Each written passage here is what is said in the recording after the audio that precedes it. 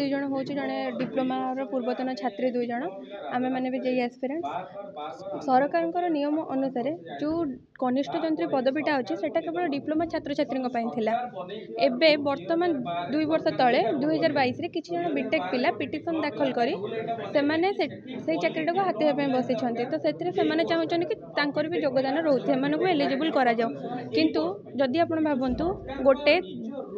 पियन मोटे एग्जांपल दूसरी गोटे पियन पोस्ट पाई कि जदि 10वीं श्रेणी एलिजिबल क्राइटेरिया रोसे गोटे +2 पिला को भी रखा तो क्वेश्चन कभी 10वीं श्रेणी हिसाब से आसबनी से प्रोब्लेम जदि ए बीटेक पिला इनवल्व होती तो से डिप्लोमा पिला लेवल क्वेश्चन ही आसबनी आम मान चाकरी आम मानक भी आशंका रोचे तो जोटा आम हाइकोर्टर द्वारस्थ भी होचु केस चली 2022 23 24 तीन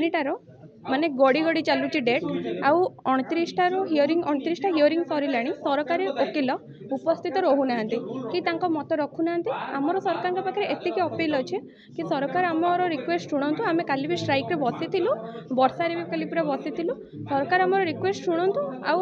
एथिरे